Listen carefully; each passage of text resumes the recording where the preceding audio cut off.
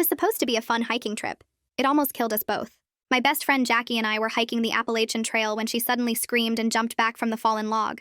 The snake slithered away into the underbrush and disappeared before I could identify it. She was gripping her calf, and when she pulled her hand away, there were 2 small puncture wounds leaking blood. Jackie said it might have just been a harmless rat snake because she didn't hear a rattle, but her voice was shaky, and we both knew plenty of venomous snakes don't rattle before striking. I checked my phone but had 0 bars, which wasn't surprising since we were 6 miles from the parking lot. Jackie seemed okay at first, just shaken up, and we cleaned the wound with water from my bottle and wrapped it with the bandana from her hair. She said it didn't hurt that bad, maybe a 3 out of 10, and we started heading back toward camp, moving faster than we'd come. I kept telling myself we had time, that even if it was venomous, we had maybe an hour or 2 before things got bad.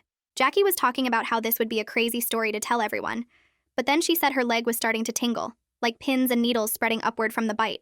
I told her it could be psychological but picked up our pace because I remembered reading that you had to get anti-venom fast, that every minute counted.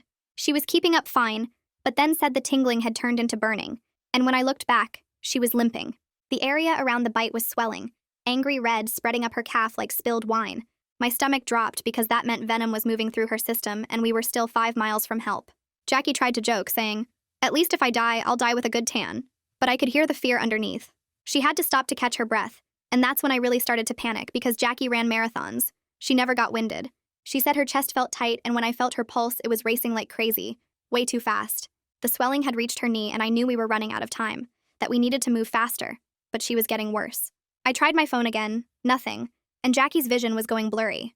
She grabbed my arm for support, and I could feel her shaking.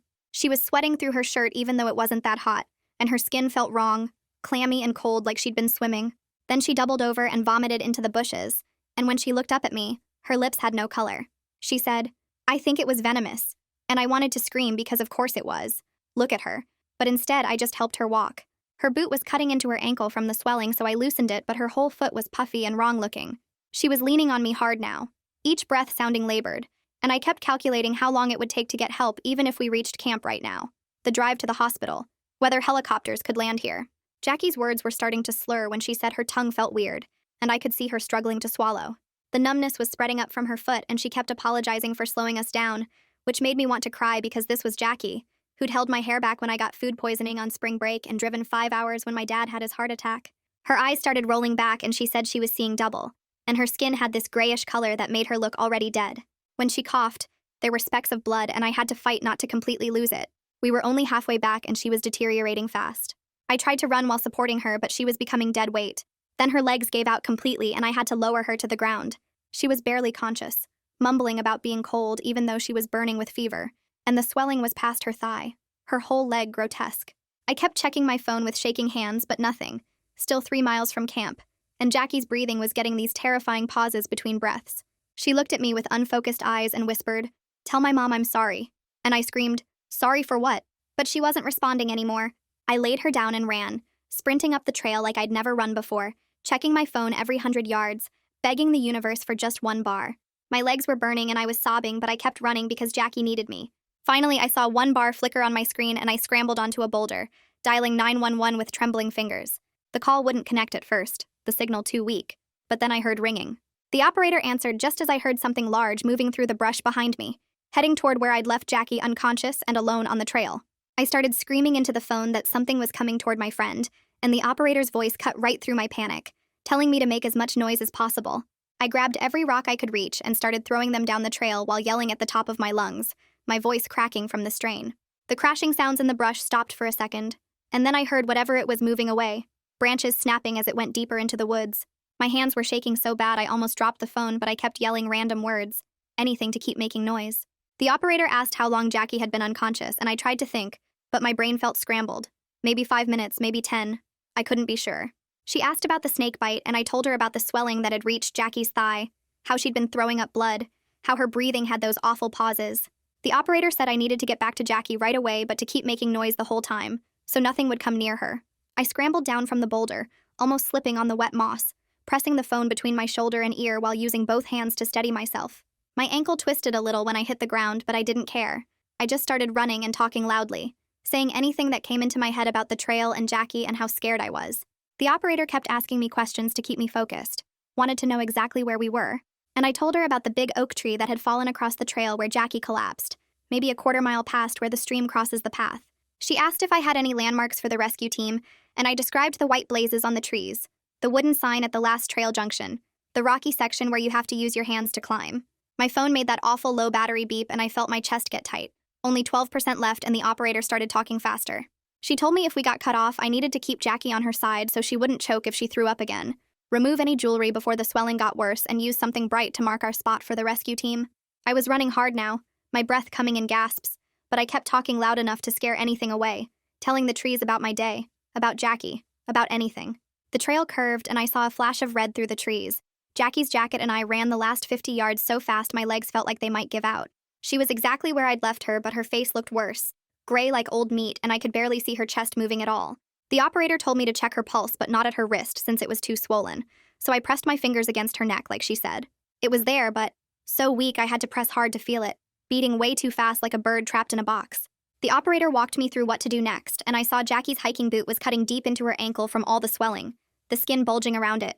I untied it and tried to pull it off, but her foot was so swollen it looked like someone had blown it up with air, all purple and shiny. The boot finally came off with a wet sound, and her foot looked even worse without it. The skin stretched so tight I thought it might split. Purple bruises were spreading up past her knee now, these dark lines like someone had drawn on her with a marker, and the bite area itself was turning black. I touched her forehead and it was burning hot even though her lips were blue and she was shaking. The operator asked about her breathing and I counted like she said, only 8 breaths in a minute when it should be more like 16. Rain started to fall, just a few drops at first, but I knew how fast weather changed up here and we were already cold. I dug through my pack for the emergency tarp. Bright orange, thank God. While the operator told me how to set it up without moving Jackie too much. My hands kept slipping on the wet material, and I had to use rocks to hold down the corners since I couldn't stake it properly without moving her. The rain picked up and I tried to angle the tarp so it would keep Jackie dry but still let me watch her breathing. The operator said search and rescue was already moving, but they were at least an hour from the trailhead, and then they'd have to hike in to find us. My phone showed 8% battery and dropping, the screen dimming to save power, and the operator was giving me more instructions about keeping Jackie warm and watching for any changes. I wanted to cry, but there wasn't time for that. I just kept doing what she said, tucking my jacket around Jackie's shoulders, checking her pulse every few minutes, making sure she stayed on her side. The rain was really coming down now, making everything slippery and cold, and Jackie's skin felt clammy under my hands. 7% battery and the operator was still talking, telling me I was doing great, that help was coming, that Jackie was going to be okay if I just kept doing what I was doing. Jackie made this horrible choking sound and her whole body went rigid under my hands. The dispatcher's voice got sharp and urgent, telling me to turn her on her side right now, and I wrestled with Jackie's dead weight, trying to roll her over. She started throwing up before I got her fully turned, this awful mix of bile and blood that splattered across the wet ground. I jammed my fingers into her mouth like the dispatcher said, scooping out chunks of vomit while trying not to gag at the warm, sour texture. Jackie's breathing sounded wet and thick, rattling in her chest like she was drowning from the inside. The dispatcher kept telling me I was doing good, to keep her airway clear, when I heard footsteps pounding up the trail. A guy in hiking boots and cargo shorts appeared, took one look at Jackie, and immediately started saying we needed to suck out the venom. The dispatcher's voice got firm in my ear, telling me absolutely not, that was dangerous and wrong, just ask him to run to the parking lot. The guy said his name was Finn, and kept insisting his uncle got bit once, and they saved him by cutting an X over the bite and sucking it out. I told him the dispatcher said no, just please go get help, guide the rescue team in when they arrive. Finn kept arguing, saying I was wasting time, that every second counted, but I followed the dispatcher's script and firmly told him to go. He finally jogged away, shaking his head and muttering about city people not knowing anything. The rain was really coming down now, cold drops that made Jackie start shaking violently, even though she was still unconscious. I pulled her against me, wrapping my body around hers while the dispatcher explained that cold would slow the venom, but we had to watch for hypothermia too. Jackie's skin felt like ice under my hands and her lips were turning blue. Then she just stopped breathing, her chest going completely still, and I screamed into the phone. The dispatcher started counting with me. 1 Mississippi, 2 Mississippi, 3 Mississippi, and my whole body was shaking. 4 Mississippi, 5 Mississippi, and I was pressing my ear to her chest, hearing nothing. 6 Mississippi, 7 Mississippi, 8 Mississippi, and I was sobbing. 9 Mississippi, 10 Mississippi, and then Jackie gasped, this horrible wet sound, and started breathing again. But now there were these long, scary pauses between each breath, like her body kept forgetting how to do it. The dispatcher was saying something about respiratory depression when my phone made that dying beep sound. 5% battery flashed on the screen and the dispatcher talked faster, reminding me to keep Jackie on her side, count her breaths, mark the bite time on her arm. 3%, and she was still talking, but the words were cutting out. 2%, and I was frantically digging through my pack for the Sharpie I knew was in there somewhere. 1%, and the dispatcher said one more thing I couldn't hear before the screen went black. My hands were shaking so bad I could barely hold the Sharpie, but I wrote 2:47 p.m. snakebite on Jackie's forearm in big letters. I kept doing what the dispatcher had said, counting breaths, checking her pulse at her neck, making sure she stayed on her side. Then I heard it. That beautiful thump, thump, thump of helicopter blades getting closer. I grabbed my emergency whistle and started blowing it in 3 sharp bursts, over and over, while waving my signal mirror with my other hand. The helicopter appeared over the trees, circling once, twice, and I was screaming and waving the orange tarp. It hovered for what felt like forever, so low I could see the pilot looking down, but then it started rising again. The trees were too thick, no place to land, and I watched it fly away toward the parking lot, taking my hope with it. Requested Reds is on Spotify now. Check out link in the description or comments. Something big crashed through the brush nearby, and I knew that sound, that huffing grunt that meant bear. I grabbed my water bottles and started banging them together, yelling at the top of my lungs even though my throat was raw. The bear huffed again, closer this time, probably smelling the blood and vomit. I kept banging and shouting until I heard it crash away through the underbrush, my voice completely gone now. I turned back to check Jackie's pulse, and her eyes were open, staring right at me but not seeing me at all. She tried to say something, but it came out all wrong. Just slurred nonsense like her tongue didn't work anymore. Her eyes rolled back up into her head and she was gone again, leaving me alone in the rain with 6% of her left, and no idea if help would come in time. I started talking to Jackie about the night she drove 8 hours straight when my dad had his heart attack. I told her how she held my hand in that awful hospital waiting room while we waited for news. Her breathing caught for a second, like maybe she could hear me through whatever dark place she was in. I kept going, telling her about that time she bailed me out when I got stranded in Richmond with no money. I talked about her 26th birthday when we got matching tattoos, even though we were both terrified of needles. The swelling had reached all the way up to her hip now, and her shorts were cutting into her skin. I pulled out my pocket knife and carefully cut the fabric away before it could cut off circulation completely. Her entire leg looked wrong, all purple and swollen to twice its normal size like it belonged to someone else. Jackie's skin was burning hot even though the rain was coming down harder now and soaking through everything. These angry red streaks were spreading up from the bite like rivers on a map. I recognized what that meant from my wilderness first aid class. Massive infection setting in along with the venom. My water bottle was almost empty, but I poured what was left over her forehead and wet her cracked lips. I'd worry about being thirsty later if we made it through this. Then I heard something that made my heart jump. Voices and whistles coming through the trees. I screamed as loud as I could even though my throat felt like sandpaper from all the yelling. The sounds got closer and I saw flashes of orange through the rain and trees. Search and rescue had found us and I started crying with relief. A guy in an orange jacket dropped down beside us and immediately started checking Jackie over. His name tag said Corbin Waters, and he moved with the kind of confidence that meant he'd done this before. Another rescuer, Elena Torres, was already pulling out IV bags and medical supplies from her pack. They worked fast, asking me rapid questions about when the bite happened and what symptoms I'd seen. Elena tried to find a vein in Jackie's arm, but the swelling made it impossible. She had to put the IV directly into Jackie's neck, which looked horrible. Jackie didn't even flinch when the needle went in, and that scared me more than anything else. Corbin explained we were looking at a 2-hour carryout over rough terrain to reach the parking lot. He said Jackie needed anti-venom within the next hour, or things would get even worse. He got on his radio and called for a helicopter to meet us at a clearing about a mile down the trail. The rest of the team arrived, and they carefully lifted Jackie onto this special stretcher thing made for wilderness rescues. They strapped her down tight with these heavy-duty straps across her chest and legs.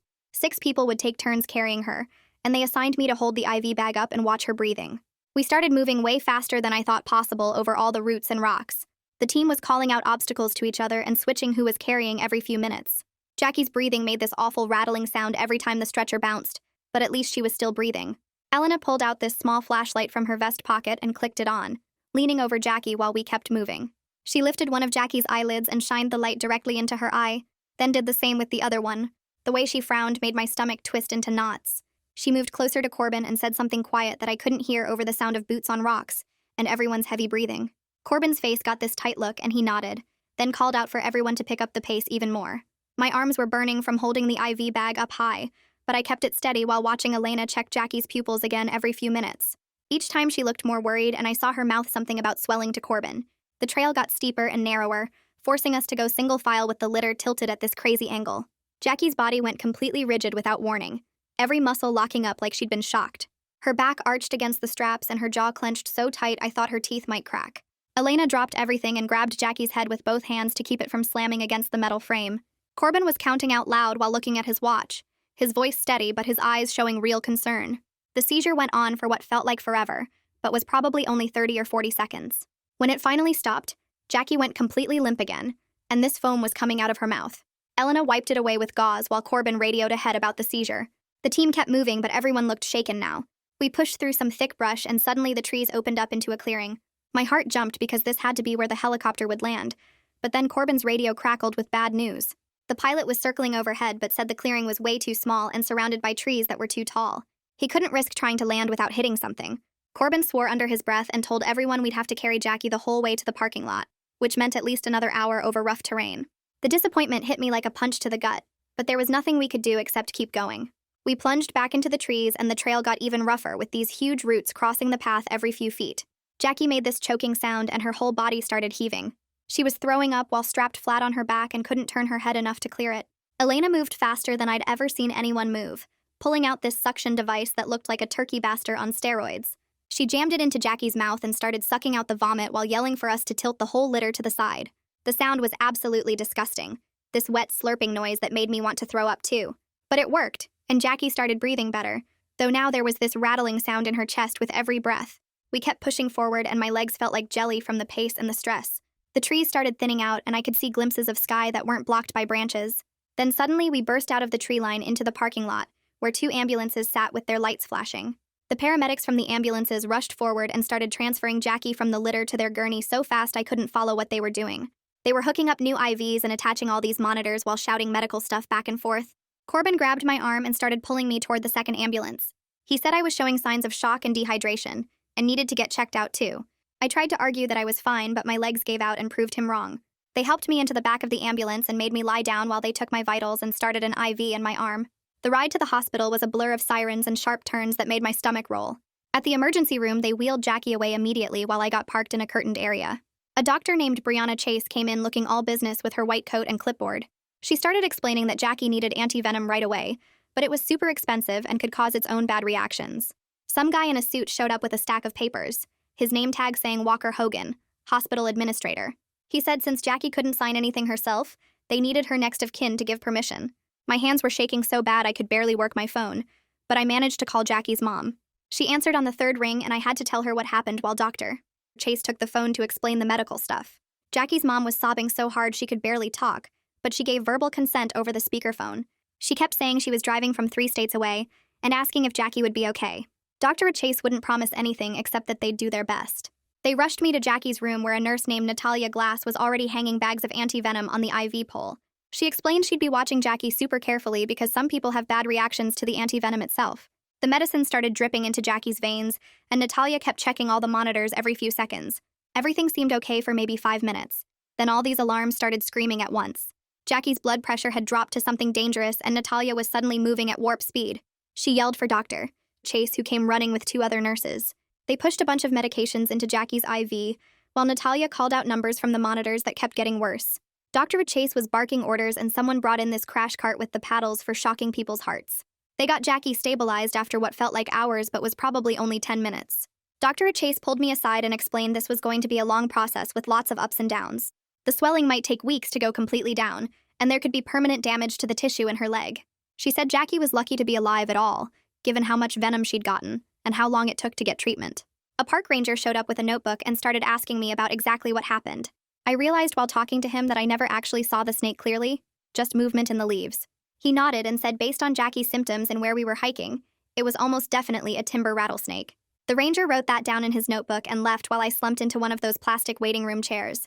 My clothes were still damp from the rain and I was shaking from exhaustion, but couldn't leave until I knew Jackie would be okay. The TV in the corner played some cooking show on mute, and I watched people make pasta while nurses rushed past in the hallway. Every time someone in scrubs walked by, I jumped up thinking they had news about Jackie, but they just kept walking. Around midnight, I dozed off with my head against the wall and woke up when my phone buzzed with a text from Jackie's mom saying she was 2 hours away. I went to the vending machine and got a coffee that tasted like burnt water, but at least it was warm. The waiting room filled and emptied 3 times through the night with other emergencies coming and going. A kid with a broken arm, an old man having chest pains, a woman who'd been in a car accident. I kept checking my phone for the time and watching the door to the ICU where they'd taken Jackie. My legs were cramping from sitting so long, and I walked circles around the waiting room to stay awake. Dawn came through the windows and made everything look gray and washed out. A nurse finally came out around 7 in the morning and told me Jackie was stable but still critical, and they were monitoring her closely. I asked if I could see her, but she said not yet. maybe later after the doctors made their rounds. Jackie's mom burst through the emergency room doors an hour later, looking like she'd aged 10 years overnight. Her hair was messy and her eyes were red from crying the whole drive. She grabbed me in the hallway and we held each other while she sobbed into my shoulder. She kept saying thank you for saving Jackie's life over and over, but I felt sick, because if I'd been faster or made different choices, maybe Jackie wouldn't be fighting for her life. The doctor came out and explained that Jackie was responding to treatment, but they were watching for complications like kidney damage from all that venom.